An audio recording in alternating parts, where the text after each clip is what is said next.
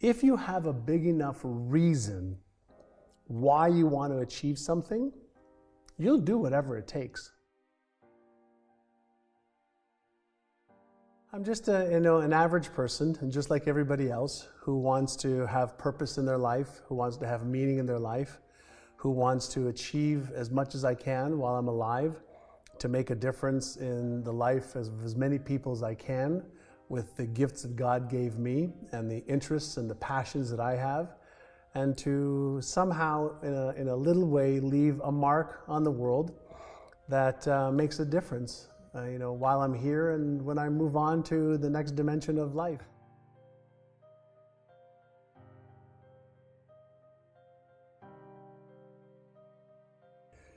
Yeah, when I was a kid, I had a lot of my own challenges. I didn't have confidence in myself. I didn't believe in myself. I had some big challenges, with the law and getting into trouble in school and getting into trouble outside of school.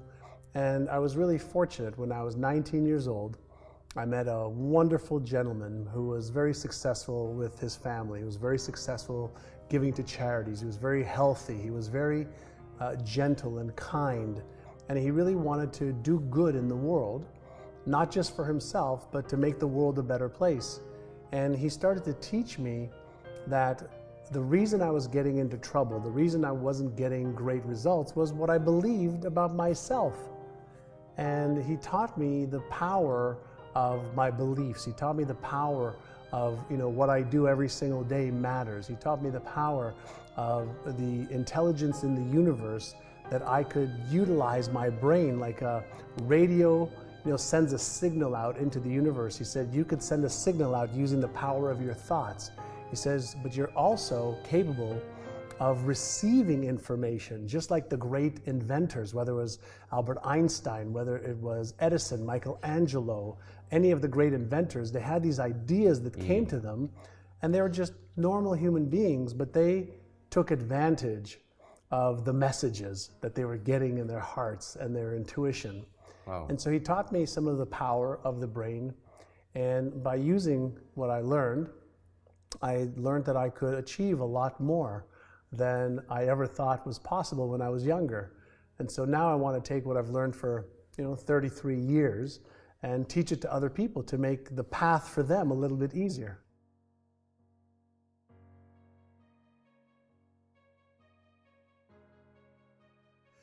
He was actually a client of my brother. My brother's a tennis pro, and he used to play the professional pro circuit. And when he came back from playing the pro circuit when he was in his early 30s, he got a job at a tennis club, and this man was one of his clients at the tennis club. Wow. And my brother said, hey, listen, you're getting in a lot of trouble, and maybe if you talk to this man, he can help you. And so I went to meet with this man, and he asked me, why do you think you're getting in trouble? And I said, I don't know. He says, but you're getting in trouble. I said, I know. You were conscious about your trouble? Yeah, I was getting into a lot of trouble. I was getting into a lot of trouble, and I was doing some very dangerous things that I could have either died or gone to jail for. And when he started to share with me, to teach me that my entire reality was based on what I believed was real and what I believed was true about myself, about what's possible, and that I could change that, that's when my life started to change. And he said, if you start to change the way you think, and you start to learn every day for 1 hour to upgrade your knowledge and your skills, and then you take action every day on the things that are the most important instead of all the different things that you can do. He says, if you focus on doing 3 to 5 things every day towards your goals, he says, in 1 year, you'll be at a totally different destination. 3 years, amazing. Big distinction. 5, 10 years, your life won't be the same. And I was tired of living a mediocre to less than mediocre life. And so I said, listen, you seem to have a good plan and a good path. You're making millions of dollars. You're giving a lot of money to charity. You're happy. You're healthy. You've got a great family. I want that. And he said, if you want that, follow the blueprint. Don't try to figure it out. Just follow the blueprint. And that was another lesson that he shared with me, is that you don't have to reinvent the wheel. Yes. Like if you want to fly right now, you don't have to figure out how to fly. You know, there's already a blueprint for how to generate or create an airplane. Yeah. So if you want to be healthy, there's already a blueprint. If you want to make more money, there's already a blueprint. If you want to buy real estate or the stock market or start a business and grow a business, there's people before us that have already got the blueprint. And all you have to do is paint the numbers inside the box, and then you can use your creativity.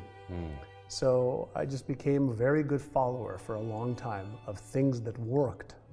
And when you follow things that work, it's like having the combination to a safe. If somebody gives you the combination to a safe and they tell you turn this way a little bit, turn this way a little bit, turn this way a little bit, turn this way a little bit, then open it, you can have access to it.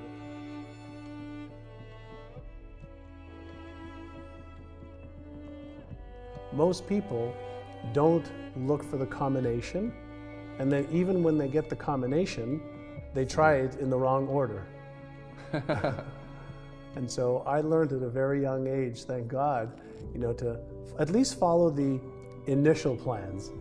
Then if you want to get creative, then you could add your creativity, your genius to that as well.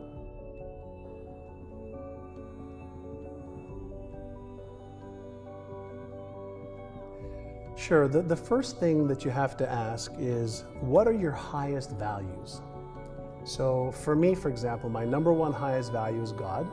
My number two value is my health. My number three value is my family. My number four value is contribution to the lives of others. My number fifth value is fun. So every day when I wake up, I think about, what am I doing today to connect with God? For me, just for me. It doesn't have to be, you know, it's not religious, it's just for me. Then what do I need to do every day to make sure that I'm healthy? What I need to do every day to make sure that my family and my dear close friends who are part of my family, that I have the relationship that's rich. Then contribution. How do I use my passion, my gifts, my stories, my things I've not done well, things I have done well? How do I share that with the world? And in doing that, I feel good. And then I have to have fun. And so if I do those 5 things every day, then at the end of every day, I've had a great day.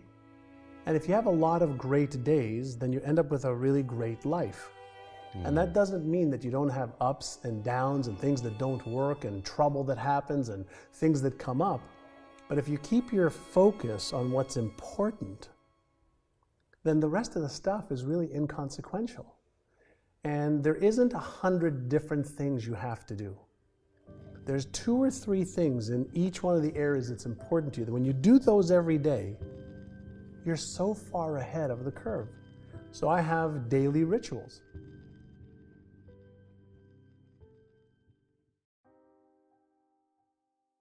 So when I wake up in the morning, the first thing I do is I do a gratitude exercise where I ask myself, usually in bed, what am I most grateful for today?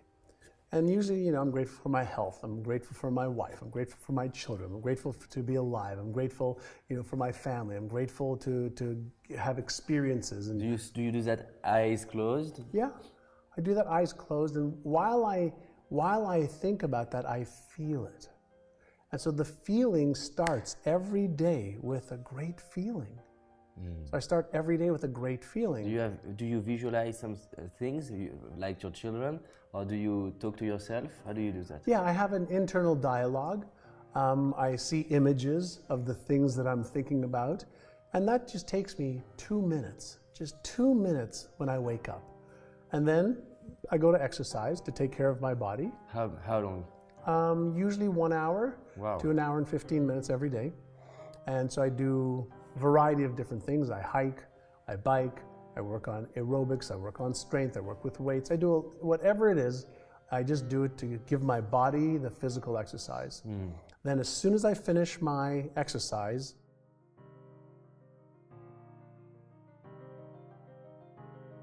an hour and 15 minutes at the most.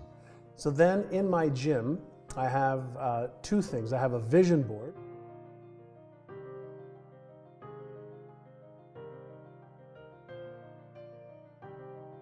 Yes. So I have my vision board for my physique and my body and my health. But then I also have in my gym something called an achieved board. Okay, So what after you I achieved. achieved some of the things that I achieved. Past and the future.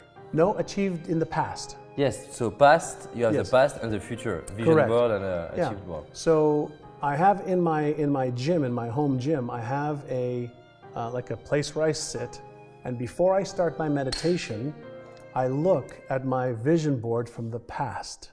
Okay. So I get connected to the different things that I've been able to achieve, and I remember every day when I set my mind and my focus to achieving goals, I can achieve all of my goals.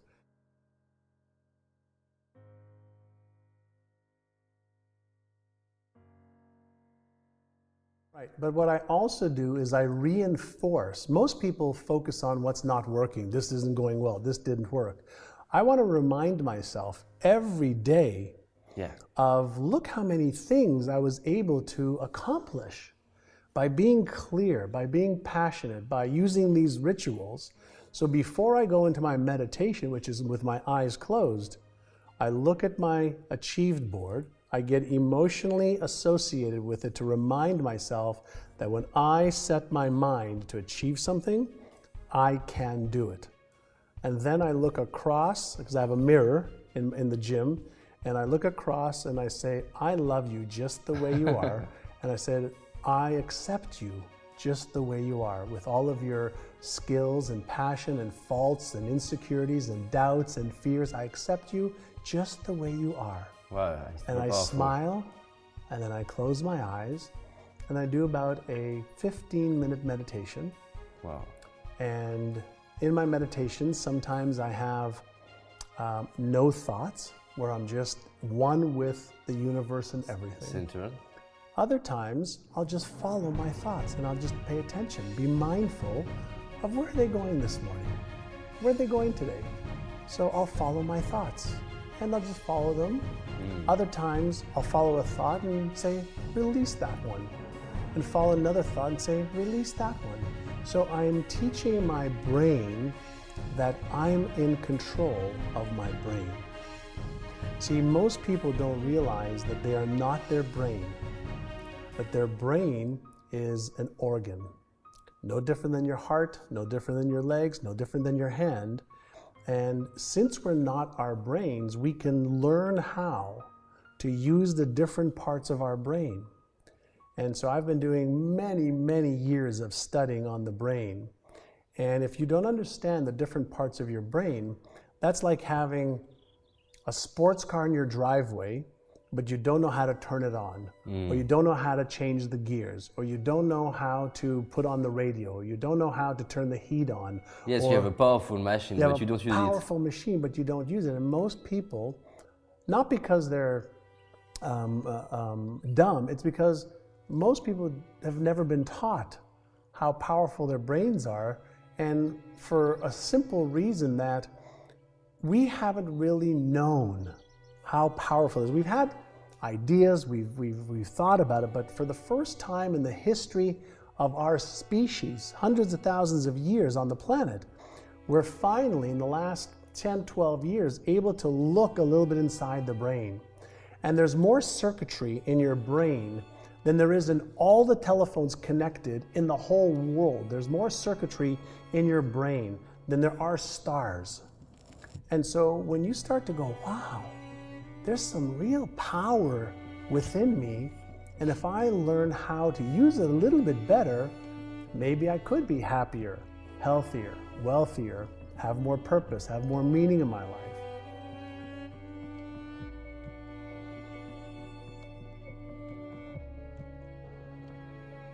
And when you ask yourself, like, what do most people want? Well, I want to know that my life mattered. I want to know that I'm loved, or at least liked. I want to know that my life has got some kind of purpose, you know, or I don't have a real great existence. And so when you start to realize that you have so many gifts on top of the challenges that we all have, everybody has problems, everybody has things they're insecure about. You know, they don't have confidence around, they don't have certainty. but that's everybody. So the key is to understand that, we have an amazingly powerful tool that creates our reality, and we're able to teach it to look for and find what we want it to create. So reality doesn't exist outside of here. We're in the field of everything. And we can teach our brain to see things that we didn't see before. We can change our habits. We can develop, it's something we call deliberate conscious evolution.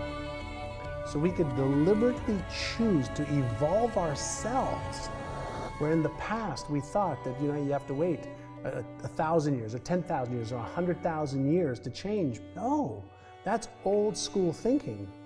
We can change now. We can change the neural patterns in our brain, the software, just like a computer software. We have, our body is the hardware, our brain is the operating system, and then our beliefs, right, is the software, and our habits are the software that runs everything, gives us the results. Yeah. And we're finally learning some techniques and tools to tweak the machinery better.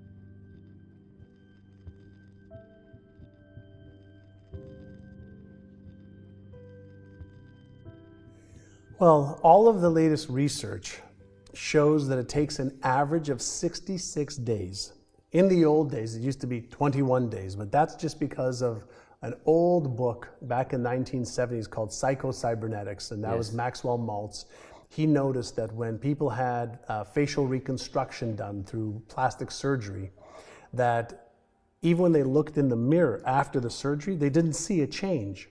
And it took about 21 days for them to start saying, oh, wow, okay, I can see some differences. And he realized that it wasn't the eyes that see, it's the brain that sees. Yeah. And so the brain shifts through repetition. So when we talk about how do we create rituals or how do we change habits that last, the first thing is to have a different expectation than I'm going to change in a day or a week or in 21 days.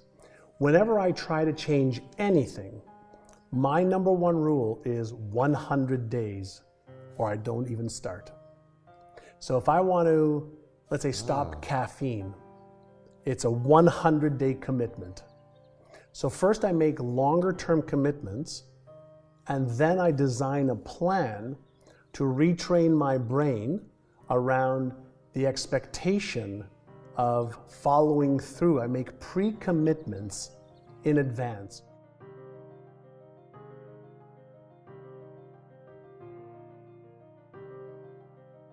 So if I say, let's say I'm going to stop drinking coffee. I say, okay, I'm going to stop drinking coffee. I commit to it for 100 days. And then I write out, well, what will you do in the morning when you wake up and you want a coffee? What will you do when you're at a restaurant with friends and everybody's having a coffee? What will you do? So you counter any of the behavior when you know the trigger is going to happen. Every habit has three parts to it. There's something that triggers the emotion, there's the behavior, and then there's the neurological and biological reward. So when you understand the habit part of any ritual, you understand that because we are conditioned a certain way, we're going to have a trigger, whether it's a flower, whether it's waking up, whether it's a girl or a guy or children coming home. It triggers a response in the brain or reaction in the brain. Well, if we change the behavior over the course of 100 days, we'll still get the reward. And if we pre-commit to what we're going to do when we say, maybe today I'll have the coffee and tomorrow I won't. Maybe today I'll have the pizza or the dessert and I'll catch up tomorrow. Well, if you pre-commit in advance that you're not going to take that action, then that's step one. Step two is when you have the trigger, if you interrupt the behavior for 1 or 2 or 3 or 4 minutes, you interrupt the neural pattern in the brain also. So you come up with strategies is when I feel like having a coffee or dessert or the pizza or the croissant, okay? Then here's what I'm going to do instead. for 5 minutes, and that way I can interrupt the pattern. If you do that long enough, you'll start to develop a new neural pattern, you'll start to develop a new behavior, and if you do it for at least 66 days, but preferably 100 days, you'll start to develop a new way of thinking and being and doing that will overshadow the other pattern in the brain.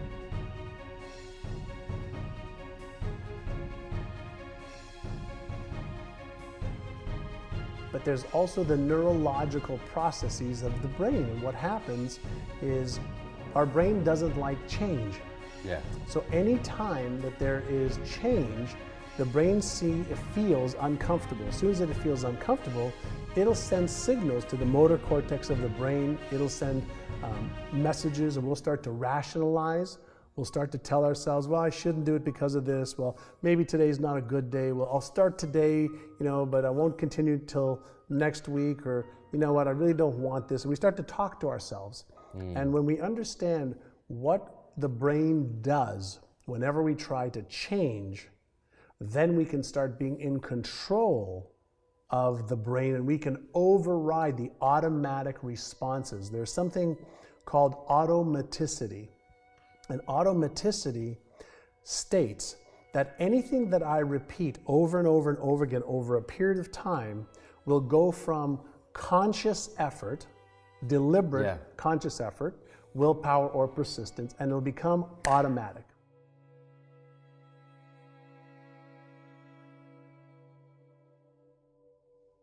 So we just have to know how long that is. And some things take a week, some things take 60 days. Some habits that people have for 20, 30, 40, 50 years take 200 days. And so you start off with a 100-day window, and you ask yourself, am I willing to give a little bit of effort for 100 days to remove this destructive either thought pattern or destructive behavioral pattern in order for me to have something greater and better than what I have right now?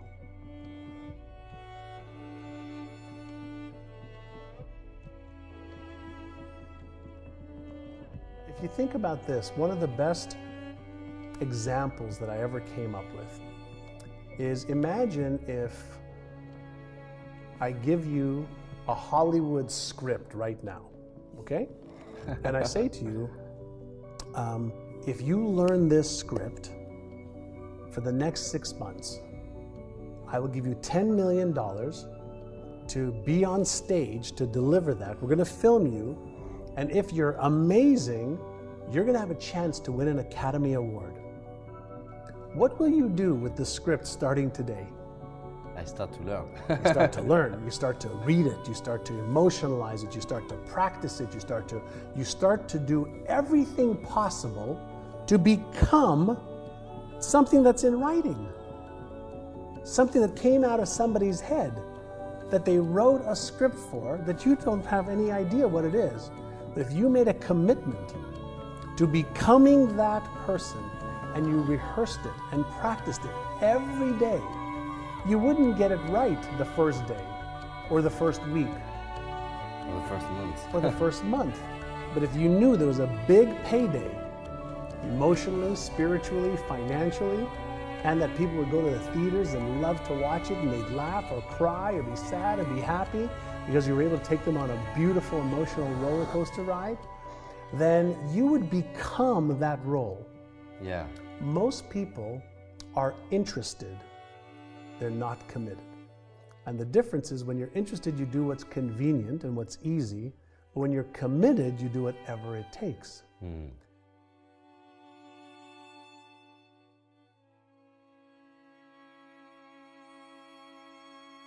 Sure. When you're interested, you do what's easy and what's convenient for you. Yeah. But when you're committed, I'm going to get that result, you put everything into it until you get the result. And so I always ask all of my clients, are you interested in achieving that and stopping that? Or are you committed and you'll do whatever it takes? Because ultimately, people have to make a decision what they want to trade their life for. Yes. Because every day, We're trading our life for the people that we associate with, for the business or job that we have, you know, for what we eat, for the health, for the enjoyment, for the fun, for the experiences. And you have to ask yourself, is my life worth trading for that? If it's not, today is a good day to stop.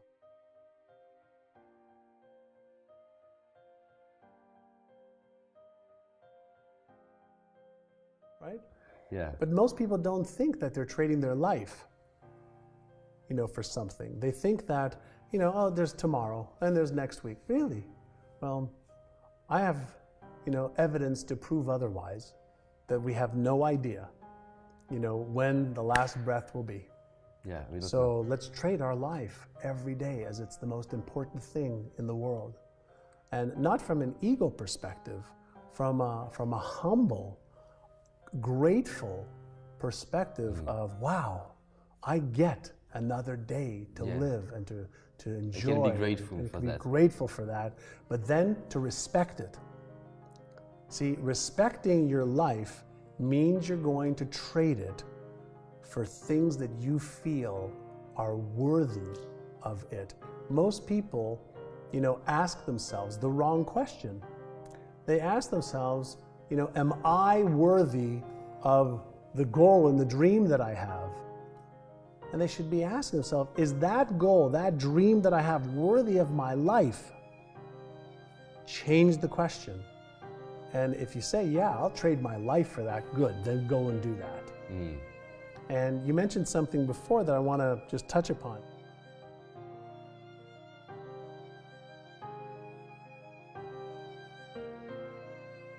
If you have a big enough reason why you want to achieve something, you'll do whatever it takes.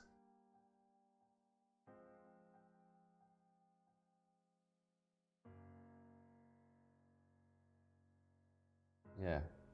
But if your reason isn't big enough, your excuses will be. So it's a kind of balance. It's always a balance, yeah. And we're always looking to be in harmony, right? We want harmony, just like an orchestra. Yes. And you want harmony between the different areas of your life so that it flows. And sometimes there's areas that are really great, areas that are not, and other times it's a little calmer. And the more you can be in that nice, gentle flow, the more your life works, and I find the happier people are.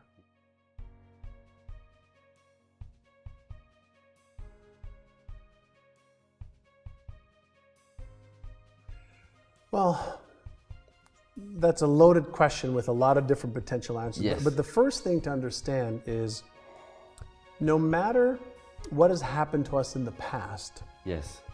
whether it's a traumatic event, a failure, somebody who's hurt us, a mistake that we've made, we have to understand that the way that our brain works is it does as much as possible to move away from anything that could potentially hurt us. So the first thing that your brain does is keep you alive. Yes. But the second thing that it does is it keeps you away from hurting yourself. Whether it's real or imagined, your brain will move away first. And it'll do protection mechanism first. So if you've had an experience from the past where you've made a mistake or you've disappointed yourself, you've disappointed other people, your parents, your teachers, your brothers, your sisters, your co-workers, your brain is always looking for associations and similarities in what you want to do that might lead to the same disappointment or the same pain that you've had before.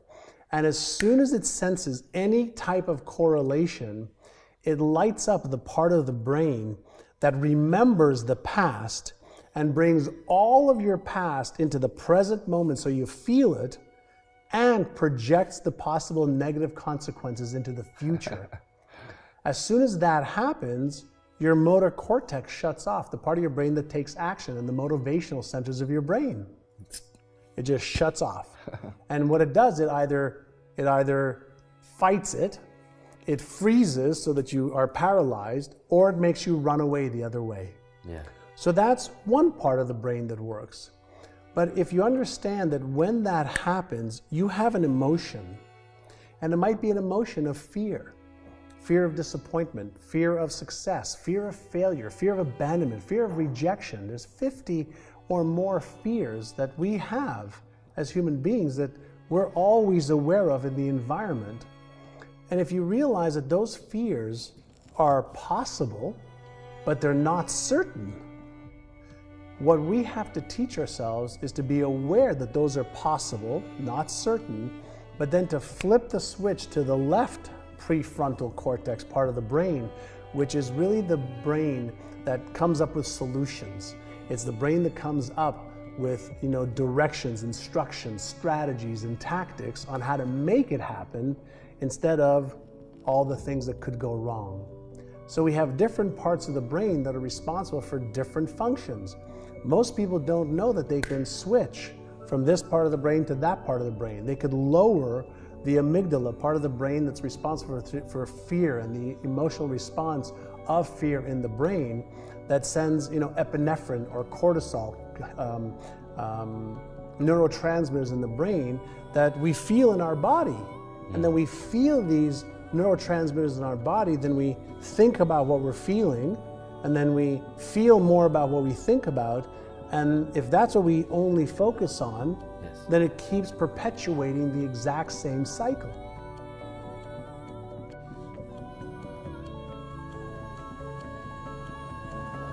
Yeah, there's a term in the neuroscience field, in the brain research field, called repetition compulsion. So we have a compulsion to repeat things over and over and over again. Whether they're good or bad, it's irrelevant. So we will just keep repeating stuff. Even when we do things that don't give us the result that we want, we become addicted to that result and that emotional state in our brain and in our bodies. Yeah. And so if we repeat that over and over and over again, we become addicted to that emotional state, and then we just repeat it because it becomes automatic. Yeah. So the key is to first become aware. And we developed our company at Praxis, we developed a process called the 5R process. And the first R stands for recognize your thought patterns, recognize your emotions, recognize your behaviors, and ask yourself, are they going to move me towards what I want or away from what I want?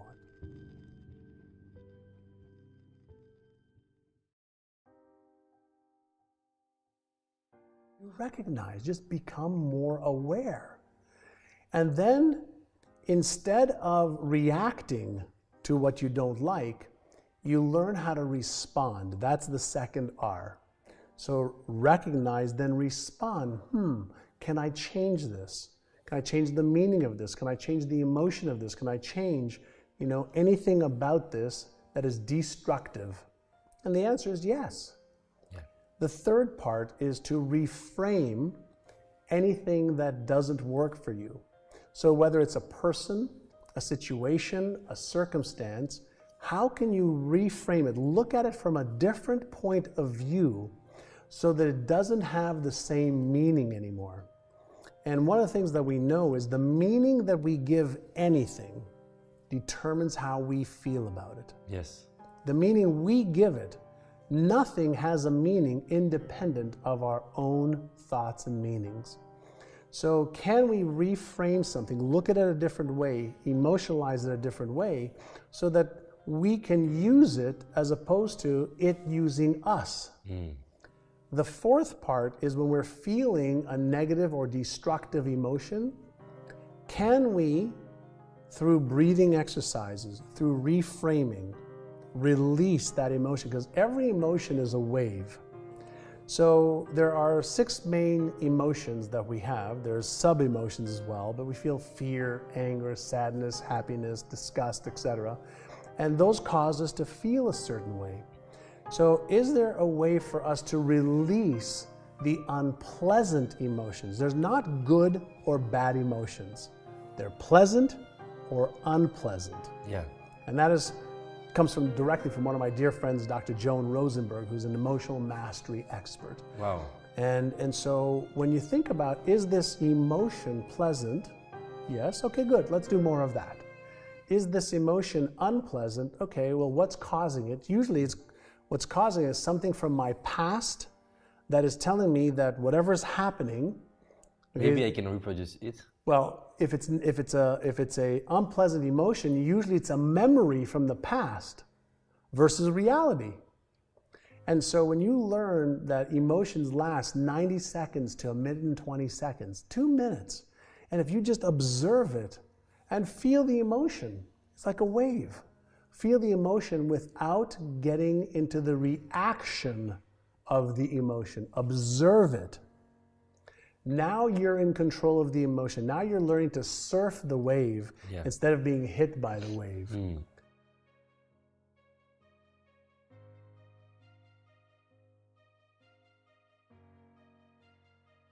And then the fifth part is now to retrain your brain.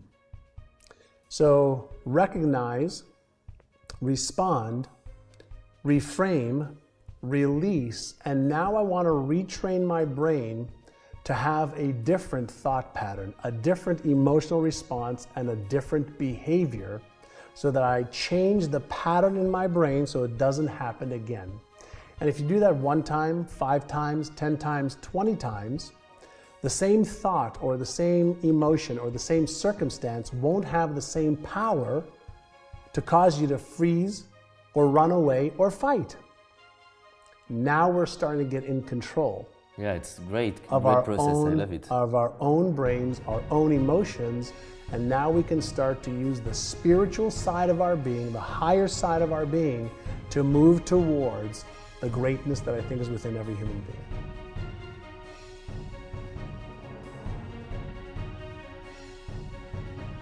Well, the key factors to becoming a loser.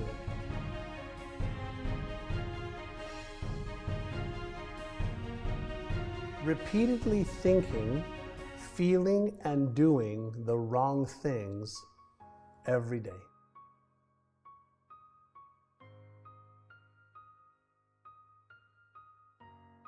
Hanging around with the wrong people. Your environment. Is it working? Your environment shapes who you are. Okay. Very, very much. When I was getting into trouble as a young man, the people that I was hanging around with were also getting into trouble. When I was a little boy, I remember my father, he used to tell me, he says, show me who your friends are and I'll tell you who you are. Yeah.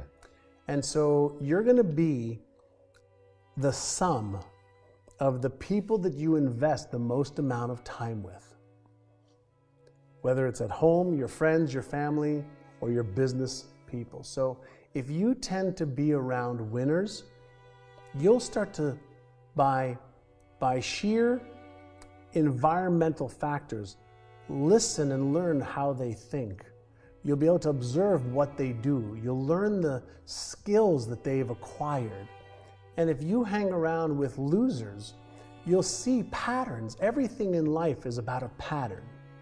And so people who are unsuccessful and losers, which I don't even like to use the term loser, although there are some, not a lot, they have got habitual patterns of destruction, self-sabotaging thoughts and self-sabotaging behaviors. And people who are successful, and I don't mean just financially, people who are successful in their health, their relationships, charitable contributions, they have consistent, successful patterns that are constructive towards being successful. Yeah. And so what you'll see is just patterns, patterns and more patterns. The entire universe is made up of patterns that can be explained mathematically for the most part, but we can also just see behaviors. And so it's not difficult, but it takes effort to be able to override some of the natural, brain's propensity, the brain's desire to keep us away from hurting ourselves. To re-educate our brain. Yeah. And if you think about, when we're young, what do our parents do? Oh, be careful. oh, don't fall down. Oh, watch out how you ride the bicycle. You know, and if you fall down, well, my kids, when they were young, I let them fall and I let them do things so that they would get accustomed to get up. I wouldn't go and baby them. They'd fall down. It's like, great, you fell down, get back up. Because they learn that it's okay. Yeah, most kids, when they fall down, they'll look at an adult to see, well, is it okay or not? Is it okay or not? And usually the adults are either going to baby them and overcompensate, or they're going to look at them and say, come on, get up and do what you need to do. So in many cases with adults, we have to unlearn what we learned in the past. What we learned in the past. And one of my friends wrote a really good book. He says, what got you here won't get you there. So if I love that. Yeah, if you want to achieve another result that you've never achieved before. Who is he? Marshall Goldsmith. Okay, I see. Yeah, and wonderful, wonderful man. And so if we want to achieve another result that we've never achieved before, then we have to become somebody different. We have to upgrade our skills. We have to upgrade our behaviors. We have to master our emotions better, because we're going to meet resistance. Yes. And we don't like change. The human brain and body doesn't like change. And I've said for 30 years now, the only human being that likes change is a baby with a wet diaper. Yeah. That's the only human being that likes change. Everybody else likes, I like everything just the way it is. Yeah. And so, and as we get older, it becomes harder and harder to change because the patterns in the brain are so strong. If you think about an oak tree, yes, and if you looked underneath the ground to the root system, it's connected to all the other oak trees, maybe for miles around, all interconnected.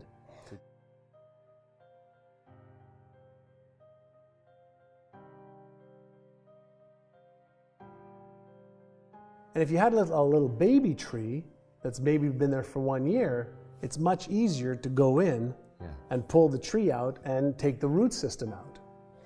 And so as we get older, we become more and more conditioned to be more and more the same. So it's not that change isn't possible. It's most people aren't willing to commit to switching from what's comfortable to what's not long enough for the new to be comfortable. Great. So we have to commit ourselves to go to the next level. Yeah. Yeah. And to be prepared to be a little uncomfortable. And if you're going to be uncomfortable, your reward has to be big. Yeah, I think so. So if you're going to be making a change, ask yourself, why is what I want to achieve so important to me? Why am I willing to use my new willpower and persistence? And why am I willing to go through the discomfort of change? Why am I willing to listen to the negative talk that I have or the emotion that I have and still do it anyway? And if you don't have a big enough reason, the first time you have a chance for an excuse, you'll take it. And that's why people, they start on diets, and after a day or a week or 2 weeks, they're off the diet.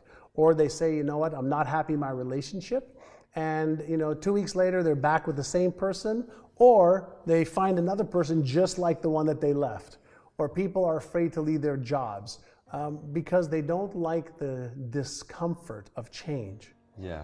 Well, the only certain thing in the universe, the only constant, is change. Yeah, every time, change. Everything, that's the only constant in the universe. It's an oxymoron. It's like, how can change be the only constant, the only stable thing?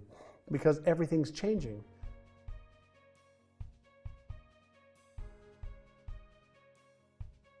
So why not acquire the skill to change every time? To be comfortable in change. And in today's era, to be comfortable with the incomfort. Yes. Yes. And so I know that the meaning that I give, remember I said you have to reframe things? Yes. The meaning I give things now is when I'm uncomfortable, I'm changing and I'm growing and I go, yeah. Yeah, it's perfect. It's uncomfortable, but this is what I want, Yeah. right? And then so we go through these waves of comfort and change, and that's just like the waves of life.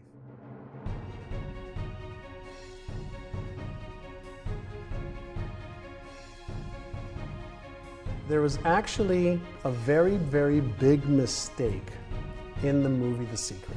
Okay. And in the movie The Secret, the story that was told was that all you have to do is think, believe in your heart, and you'll achieve. It's not true. There's a lot of people who think wonderful, great thoughts. They believe that I deserve this and I can have this. But they don't do one thing, and this is what causes their problem. You know what that one thing is? I want to know. They don't take consistent action every day.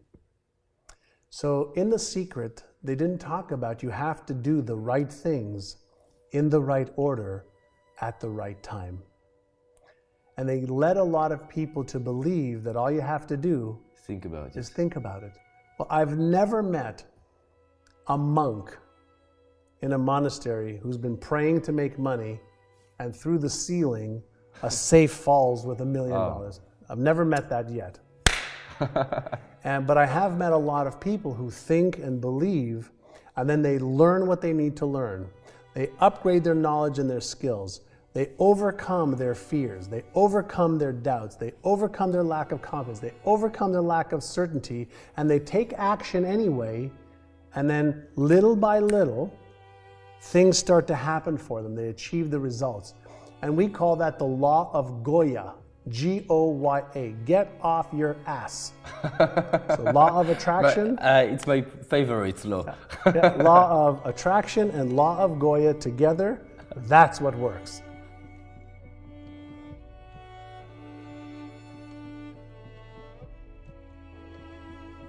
Yeah. Well, when somebody tells me they've done everything, usually they've done everything that they're aware of doing. But there has to be something, if we go back to some brain research and some brain neuroscience findings, there's a part of the brain that chooses the goal that we want to achieve.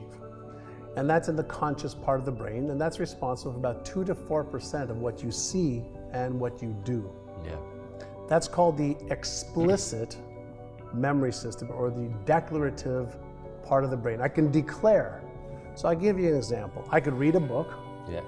and 10 minutes later I could tell you what I've read in the book. I can declare everything that's in the book. I can tell you, you know what, this is a great book. I'm so excited, I'm so motivated, and I'm gonna make $1 million. But if at the implicit level, at the beneath the conscious mind, at the implicit level, in secret, they say, I don't know if I'm good enough. I don't know if I'm smart enough. I don't know if I deserve to make $1 million. I don't have the right knowledge. I didn't go to college. I'm male, I'm female, I'm too young, I'm too old. If there's a disconnect between the implicit, the part of our brains that's the real you and me, the hidden part of our self-image, if there is a contradiction between my goal and even what I've learned and what I secretly believe to be true about myself, if there isn't the coherence between the two, the hidden self-image will always win. So one of the most important things is to create what I call is neural coherence, or coherence in the brain. And the best way to think about coherence in the brain is, imagine if you go to listen to a band, rock and roll band, jazz band, a classical band, whatever. And every player, or every musician is playing the music, but not in harmony. Yeah, new style. You're never going to have a beautiful symphony. So the way our brain works is, if we don't have the symphony at the different parts of the brain, we'll do some good things and some good actions, and then we'll do some things that will take away from that. And so what we want to have is coherence. Get the brain, the implicit and the explicit part of the brain, coherence, playing together in harmony, then moves the body into action consistently. Now we have flow. Now we have a way for us to take our ideas and take action consistently to achieve results.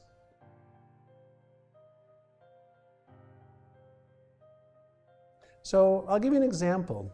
You know, a lot of people ask me about money all the time. It's one of the things we teach people how to do is grow their businesses and how to make more money. And they say, well, you know, I want to make more money. I said, well, in order to make more money, first you have to believe that you can, right? Then you have to believe you deserve it. Then you have to make sure that you have something that you can earn money with. So it's either going to be your ideas. You can sell your ideas. You can sell, yeah, like a trainer. You can sell your time. You can sell your products. You can sell your services, which means that you have to have some skill, or you have to have somebody else who could do it for you.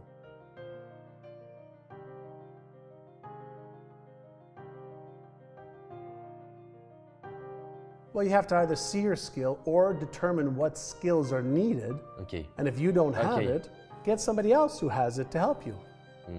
And so when somebody tells me I want to make more money, I say to them, let's say we have a pen. I don't have a pen here, but if we had a pen, yes, and we wanted to make money, we could go and find somebody who wants to buy this pen right now. And how much is somebody willing to pay for the pen?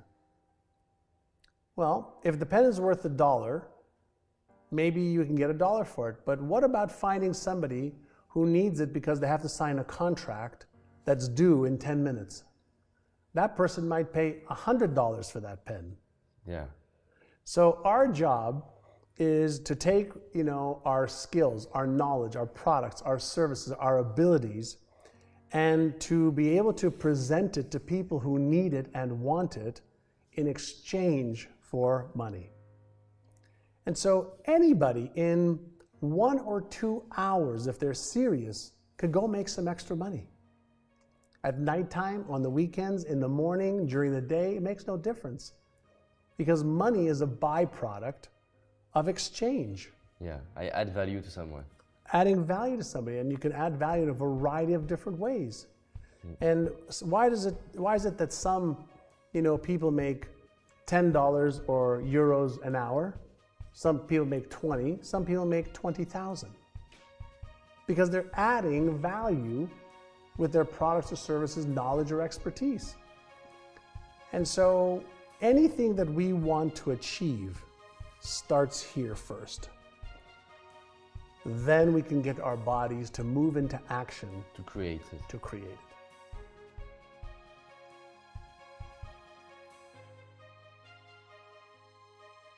There's a misconception that business is easy. And I have a lot of clients of mine, for example, that are doctors and lawyers and professionals that have an expertise in a certain area. But nobody's ever taught them about finance, about legal, if they're not a lawyer, about marketing, about sales, about technology, about operations, about management. And being an entrepreneur is like solving a Rubik's Cube. Yes, I see that. Right? So you can have the 2x2 with 2 colors, you know, it's easy.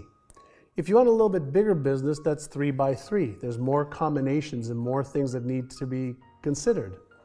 4x4 now has billions of different moves. Just 4x4 is billions of different possibilities. Wow. When you get to the 8x8 or 16x16 Rubik's Cube, there's quintillions of possible moves that you can make. So building a business is all about recognizing patterns and knowing which move to make at the right time. And there's 4 options that you have. 1 is do it yourself and try and figure it out. 2 is get help. 3, get it done for you. Or 4, don't do it.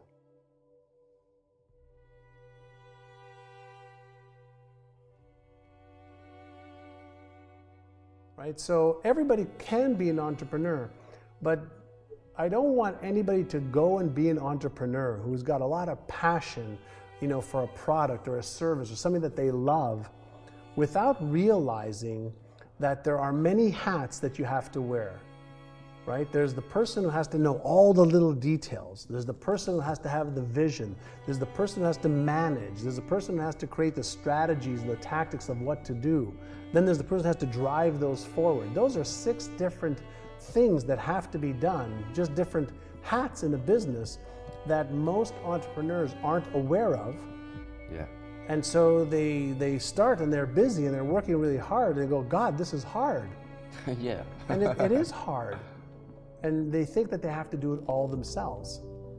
And that's not the truth. Yeah, you have to learn to delegate, right? Yeah.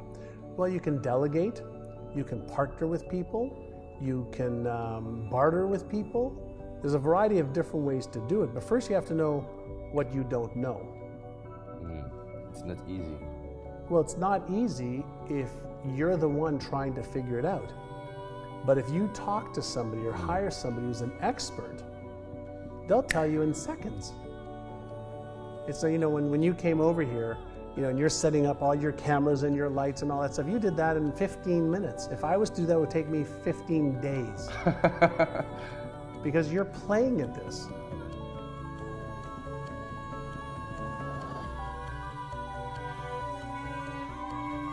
You've done 150 interviews now, right? Yes.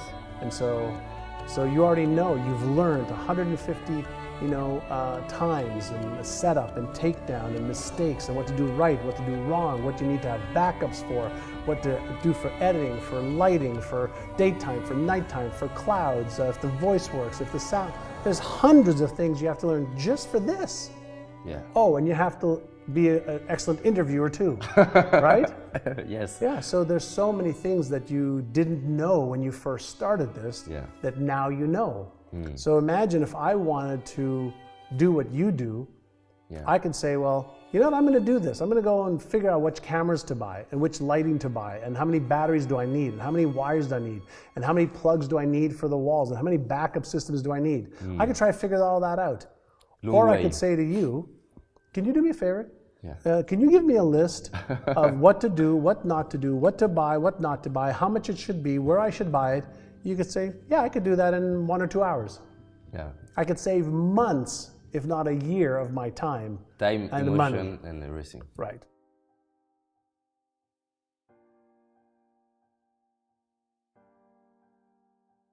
And so I much prefer to find the specialized knowledge and pay for that and just apply it. Then I could add my own creativity to go to the next level. To go to the next level. Yeah, I love that. Imagination, like Einstein said. We all have imagination, which is more powerful than knowledge, Einstein said.